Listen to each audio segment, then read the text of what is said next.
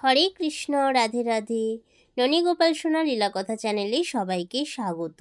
সকল সাধুগুরু বৈষ্ণব চরণে আমার শতকোটি প্রণাম জানিয়ে একটি সত্য ঘটনা সম্বন্ধে আলোচনার মাধ্যমে জানব নিজের মনকে কিভাবে শান্ত করব। এই সত্য ঘটনাটি ঘটেছে হিমালয় দক্ষিণ উপত্যকার মগেন নামে একটি গ্রামে। চলুন তাহলে ভিডিওটা শুরু করা যাক। যার মন শান্ত নয় তাকে যদি এই পৃথিবীর সব ধনসম্পদ প্রতিপত্তি দেওয়া হয় তবুও সে শান্তিতে জীবনযাপন করতে পারবে না। যার মন শান্ত তার যদি কিছু নাও থাকে তবুও সে চির শান্তিতে জীবনযাপন করতে পারবে। আমাদের ইচ্ছা শক্তি আর মন এক নয়, তাই তো আমরা করতে চাই এক কাজ আর অশান্ত মন আমাদের দিয়ে করিয়ে নেয় আর এক কাজ। কিন্তু মনকে শান্ত করা যায় কিভাবে? আপনি যদি আপনার মনকে শান্ত করতে চান তবে আপনার মন আরও বেশি অশান্ত এবং চঞ্চল হয়ে উঠবে। মনকে ইচ্ছাকৃতভাবে শান্ত করা যায় না। আমাদের প্রথমেই অবশ্যই জানা উচিত যে এই মনকে নিয়ন্ত্রণ করে কে। আমাদের মনকে নিয়ন্ত্রণ করে আমাদের চিন্তাভাবনা। তাই আমাদের চিন্তাভাবনা যদি সঠিক হয় তবে অবশ্যই মন নিয়ন্ত্রিত থাকবে, আর নিয়ন্ত্রিত মন ধীরে ধীরে শান্ত হতে শুরু করে। এই মনকে আমরা কিভাবে নিয়ন্ত্রিত করতে পারি, কিভাবে শান্ত করতে পারি, এই বিষয়ে এক মহাত্মা একটি বিশেষ মার্গ দেখিয়েছেন যে কিভাবে জীবনযাপন করলে মন আপনা থেকেই শান্ত হয়ে যায়। হিমালয় দক্ষিণ উপত্যকার গ্রামের নাম মগেন। সেখানে বাস করত জীবনযুদ্ধে হেরে যাওয়া একজন হতাশ 27 বছরের যুবক। তিনি জীবনে কিছুই করতে পারেননি। কাজকর্ম, পরিবার সর্বক্ষেত্রেই অসফল তিনি। হতাশা এতটাই ঘিরে ধরেছে তাকে, তিনি কারোর সঙ্গে কথাও বলতেন না। মন খুবই অশান্ত। একা একাই ঘরের মধ্যে কান্না করতেন। একদিন তিনি শুনতে পেলেন তার গ্রামে একজন সাধু এসেছেন, জীবনে সুখ দুঃখের বিষয়ে প্রবচন দিচ্ছেন। কোনো রকম দেরি না করে তিনি চললেন সেই সাধুর কাছে। সেখানে পৌঁছে দেখলেন শাল বাগানের ভেতরে শুদ্ধ পরিবেশে গ্রামবাসীরা ওনার উপদেশ শুনছেন। তিনি বলছিলেন, জীবনে সুখ দুঃখের আসা যাওয়া থাকবেই। জীবনের সুখ চিরস্থায়ী নয়, দুঃখও চিরস্থায়ী নয়। তবে যার মন শান্ত থাকে তাকে সুখ যেমন প্রভাবিত করতে পারে না, তেমনি দুঃখও তাকে স্পর্শ করতে পারে না। সে জীবনের প্রতিটি মুহূর্তের আনন্দ নিতে পারে, সে পরম শান্তিতে জীবনযাপন করতে পারে। সেই সাধুর কথা শুনে সেই ছেলেটি আশার আলো খুঁজে পেল। সেও চলল সেই সাধুর পেছন পেছন তার আশ্রমে। আশ্রমে পৌঁছে যুবক সাধুকে প্রণাম জানিয়ে বললেন, হে গুরুবর, কিছুক্ষণ আগে আপনি বলছিলেন যে যার মন শান্ত সে পরম শান্তিতে জীবনযাপন করতে পারে। হে গুরুবর, আমার তো একটাই মন। পরিবার জীবনে দুঃখে কষ্টে হতাশায় আমার মন বড়ই অশান্ত। রাত দিন মনের মধ্যে হাজার হাজার দুশ্চিন্তা চলে। গুরুদেব, দয়া করে বলুন আমি এই অবস্থায় কি করে আমার মনকে শান্ত করতে পারি। গুরুদেব যুবকটিকে বললেন, আমরা আমাদের মনকে ইচ্ছা করলেই শান্ত করতে পারি না। একমাত্র ধ্যান যোগে নিজের চিন্তাভাবনা এবং শ্বাস প্রক্রিয়াকে নিয়ন্ত্রিত করতে পারলে এই মন আপনা থেকেই শান্ত হয়ে যায়।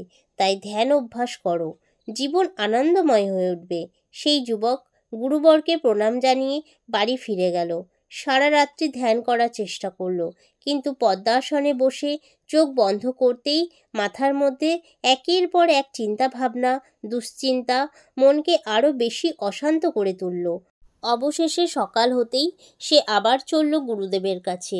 প্রণাম জানিয়ে গুরুদেবকে বললেন, হে গুরুদেব, আপনার কথা মতো গত রাত্রে আমি অনেক চেষ্টা করেছি, কিন্তু এক মুহূর্তের জন্য নিজেকে ধ্যানস্থ করতে পারলাম না। আমার মন এখনও বড্ড অশান্ত। গুরুদেব বললেন, ধ্যান কোনো ব্যায়াম বা টোটকা নয়। সময়ের সাথে সাথে অনুশীলনের মাধ্যমে ধ্যানযোগ রপ্ত হয়ে যায়। যুবক বলল, হে গুরুদেব, আমার কাছে তো এত সময় নেই। আপনি সংক্ষেপে নির্দিষ্ট কোনো উপায় বলুন যাতে আমার মন শান্ত হয়ে যায় আর আমি সবসময় শান্তি অনুভব করতে পারি, প্রতিটা মুহূর্ত আনন্দে কাটাতে পারি। এমন কোনো উপায় বলুন হে গুরুবর, আমি যেন এক্ষুনি সব রকম জীবন যন্ত্রণা থেকে মুক্তি পাই। গুরুদেব হেসে বললেন, ঠিক আছে, সেই উপায়ও আমার জানা আছে, একটু অপেক্ষা করো। এই কথা বলে গুরুদেব আশ্রমের ভেতর থেকে একটি মাটির কলসি যুবককে দিয়ে বললেন, যাও সামনের উদানি নদী থেকে এক কলসি জল নিয়ে এসো। ভর্তি এক কলসি জল আনতে পারলেই আমি তোমার মনকে শান্ত করে দেব। যুবকটি কলসিটা নদীর দিকে নিয়ে যেতে যেতে ভাবতে লাগলো, এই সাধু কি পাগল? এক কলসি জল কিভাবে আমার মনকে শান্ত করতে পারে? কিন্তু বিশ্বাস করা ছাড়া অন্যথায় কোনো উপায়ই ছিল না তার। নদীতে গিয়ে কলসিতে জল পূর্ণ করতে গিয়ে অবাক হলো যুবক। এ কি, কলসিতে তো ছিদ্র রয়েছে। সেই ছিদ্র দিয়ে কিছুক্ষণের মধ্যেই জল পড়ে কলসি ফাঁকা হয়ে যাচ্ছে। অনেক চেষ্টা করেও অবশেষে খালি কলসি নিয়ে যুবক হাজির হলেন গুরুদেবের সামনে। খালি কলসি দেখে গুরুদেব হাসতে লাগলেন। সেই হাসি দেখে যুবক রেগে গিয়ে বলল, গুরুদেব, আপনি কি আমাকে নিয়ে মজা করছেন? ইচ্ছে করে ফুটো কলসি দিয়ে জল পূর্ণ করতে বললেন। গুরুদেব বললেন, যুবক, শান্ত হও আর আমার কথা মন দিয়ে শোনো। আমি তোমাকে যে কলসি দিয়েছিলাম সেটাই আমাদের মন স্বরূপ। তাতে 5টা ছিদ্র আছে: কাম, ক্রোধ, লোভ, প্রত্যাশা আর মায়া। এই 5টা ছিদ্র যদি তোমার মনেও থাকে তবে সেই মন কোনো সময় পূর্ণরূপে ধ্যানস্থ হতে পারবে না। সর্বপ্রথমে এই 5টি ছিদ্র তোমাকে বন্ধ করতে হবে। কাম, ক্রোধ, লোভ আমাদের নিজস্ব তৈরি করা এক বিশেষ অনুভূতি বা ব্যবহারিক বহিঃপ্রকাশ। প্রত্যাশা আমাদের তিলে তিলে গড়ে তোলা বিষযুক্ত জীবনের প্রাথমিক পদক্ষেপ। আর মায়া, এই হলো আমাদের জন্ম পরম্পরায় এক নাম না জানা ভ্রান্ত ধারণা, যা আমাদের অন্ধ করে রাখে আজীবন।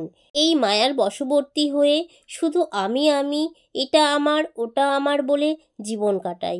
প্রিয় যুবক, প্রথমে আমাদের মনের এই 5টা ছিদ্র বন্ধ করতে হবে একমাত্র ধ্যানের দ্বারা। ধ্যান মানে কোনো ব্যায়াম নয় যে চোখ বন্ধ করে পদ্মাসনে বসলাম আর ধ্যান শুরু হয়ে গেল। ধ্যান মানে নতুন পথ, যেখানে নিজেকে জানা যায়, নিজেকে চেনা যায়। যুবক বলল, হে গুরুদেব, আমি দুঃখিত আমার ব্যবহারের জন্য। আসলে আমি না বুঝেই রেগে গিয়েছিলাম। যুবক নতমস্তকে গুরুদেবকে জিজ্ঞাসা করলেন, গুরুদেব, এবার আমাকে বলে দিন আমি কিভাবে ধ্যান শুরু করব। গুরুদেব বললেন, ধ্যান এমন একটা বিষয় যা চাইলেই শুরু করা যায় না। ধ্যান ভাব আপনা থেকেই আসে। তুমি শুধু নির্জন স্থানে শান্ত হয়ে বসো, নিজের শরীরের ভেতরে দেখতে থাকো, শ্বাসের গতিবিধি লক্ষ্য করো। এই মহাজাগতিক লীলার সবথেকে গুরুত্বপূর্ণ বিষয় হলো এই শ্বাসক্রিয়া।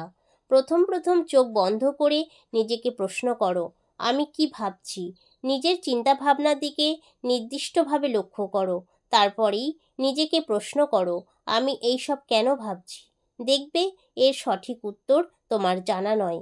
আমরা রাত দিন যেসব দুশ্চিন্তা করি, বাস্তবে তার অধিকাংশই আমাদের নিজেদের অনুমান বা নিজেদের তৈরি।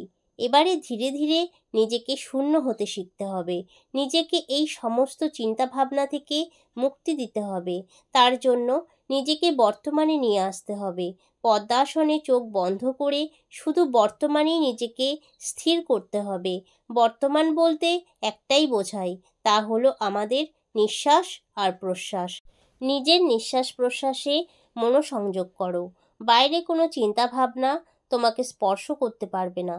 কিছুদিন এইভাবে চলতে থাকলে ধ্যানের সময়, এমনকি ধ্যানের বাইরেও নিজেকে শূন্য মনে হবে। নিজেকে শূন্যতার মার্গে নিয়ে গিয়ে মহাশূন্যে বিলীন করে দেওয়ার নামই ধ্যান। এইরূপ চলতে থাকলে আলাদা করে মনকে শান্ত করতে হবে না। মন আপনা থেকেই চিরশান্ত হয়ে যাবে।